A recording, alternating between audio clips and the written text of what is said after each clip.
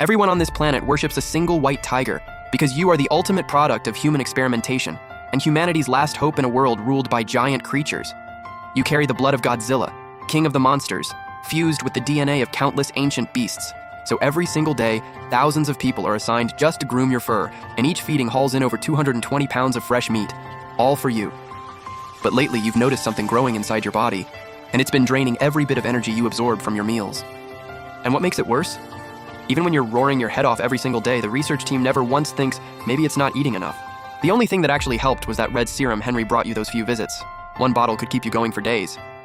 But Henry's been MIA lately. You try to get through to your keeper Owen, but he just doesn't get it. You are literally losing your mind from hunger. And honestly, you can't even blame Owen. In his mind, he's feeding you a tenth of your body weight every day. How could you possibly still be hungry? You'd have to be at least half full, right? So the thought never even crossed his mind. He figured something else was just messing with your mood. But you, eyes blazing red from hunger, finally snap. With a roar that rattles the earth, you launch yourself into the air and clear that pathetic fence like it's nothing. Escape alert. Triggered. Again. Warning. White tiger is loose. White tiger is loose. The red alarm blares across the facility, but inside the control center, everyone looks completely unbothered. Lowry, the guy with the glasses, is just casually sipping his coffee, turning to Wadey and asking, "So, how long you think the tiger's gonna be out this time?" "I'm betting 1 hour. I'll say 30 minutes. And honestly, you can't blame them for being this chill. The white tiger is hands down the smartest, most well-behaved creature they've ever dealt with. Even when you're not feeling great, you'll politely let out a roar to get everyone's attention, then lie right down so they can check you out. Compare that to the carnivorous dinosaurs. Heck, even the tamer triceratops don't cooperate half the time. And with bodies that massive, just a casual swipe could send a human flying. Next to all that, you're basically a golden retriever. What are you all doing? The second that sharp voice cuts through the room, the two guys who were chatting immediately drop into their seats, acting like nothing happened. Like students who almost got caught goofing off right before the teacher turns around. The rest of the staff? Same deal. The moment they hear their boss, phones and toys disappear, faces go serious, eyes locked on their monitors, everybody's suddenly very busy. Claire sees all of it, and as a fellow working stiff, she completely gets it. Deep down, she knows you're harmless. This whole escape thing is nothing to stress over. But appearances matter, so she keeps the act going. I believe the white tiger still has a GPS tracker on it. Pull it up right now and let's see where it's headed. On it, pulling it up now. Wait, something's off. Lowry quickly throws the tracking data up on the main screen, but the moment he sees the movement path, he freezes. Everyone who glances up at the screen, jaws drop. Am I reading this right? Yeah, you're reading it right. I'm seeing the same thing. What the fu- And yeah, Lowry's little outburst is totally justified. Because on that screen, a red dot is blazing across the map at 60 miles per hour. And the kicker? It's running straight through dense forest, in a perfectly straight line. Claire clocks it too, but she's already locked into full operations manager mode, keeping her cool and starting to hand out assignments. Pull up every camera along its route right now. I need a live visual on the tiger. Get all personnel in its path evacuated immediately, and use electrical signals to push any dinosaurs off that route. We cannot have a contact situation.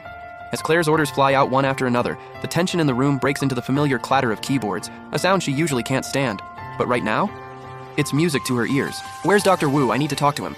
Claire asks her assistant, because the white tiger is one subject she genuinely doesn't know enough about. All she knows is that it's the latest gen hybrid.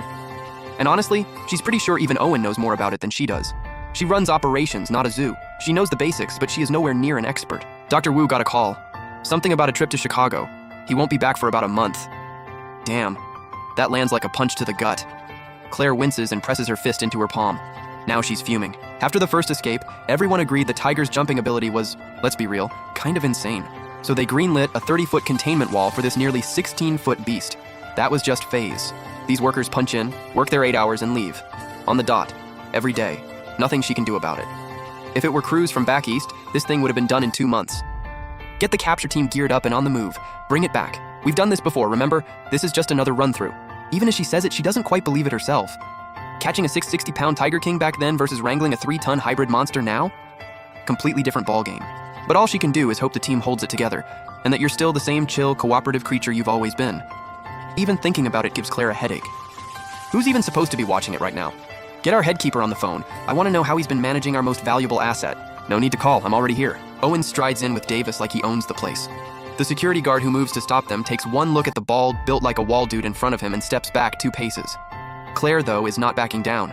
She walks straight toward him, anger written all over her face. I'd love to know exactly how our headkeeper has been taking care of our most prized possession.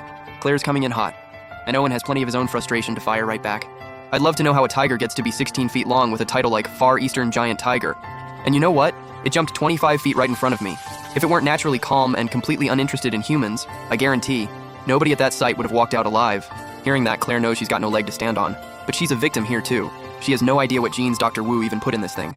That's a question for Dr. Wu, not for me. Then where is Dr. Wu? Owen used to have a pretty decent impression of that friendly, soft-spoken scientist. Now he just thinks the guy is straight up out of his mind, throwing whatever genes he wants in there with zero chill. All right, folks, we've got the camera feed live. Everyone come take a look. Lowry's call breaks the tension just enough. Both sides take the out, and everyone shifts their attention back to the main screen. Through the forest-mounted cameras, it's unmistakable. Something has bulldozed a massive corridor straight through the trees. The footage is brutal. Dozens of massive trees that once formed a dense interlocking canopy are now snapped and thrown sideways. The breaks are jagged and uneven, wood chips flying, like a heavy-duty bulldozer just plowed. Trunks toppled every which way, branches and leaves scattered all over the ground. The quiet, natural ecosystem of the forest, completely obliterated. In its place, pure destruction.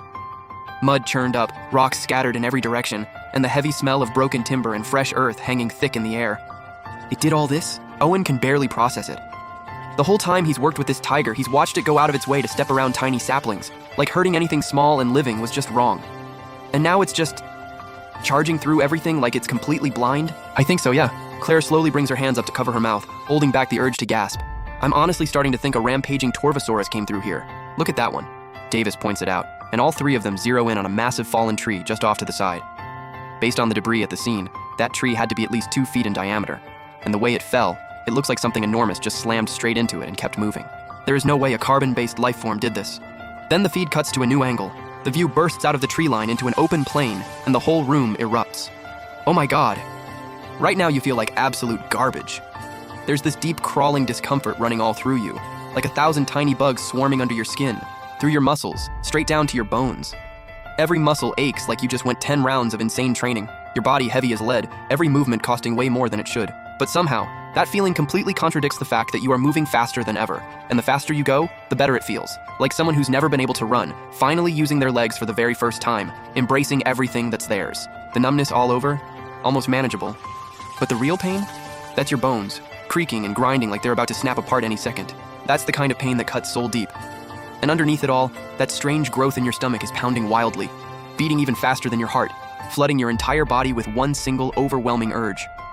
I need to eat. Ever since Henry first showed up, and given how massive you've gotten, you've long since figured out that you too are some kind of hybrid creature. But your own genetic blueprint? A total mystery. And whatever's causing this reaction right now is definitely coming from whatever unknown DNA got thrown into the mix. Ever since bonding with Owen, your body has kept right on growing at the same insane rate, shooting up to a size nobody from your past would even recognize. On top of that, you've discovered you can pull off tricks like the Indominus Rex, thermal vision, optical camouflage, and you're pretty sure the stripes on your body can literally glow on command. What are you? A firefly? But none of that matters right now. Right now, you are starving. Through your heat vision, you can see a cluster of massive high-temp heat signatures to the south. Dinosaurs, no question.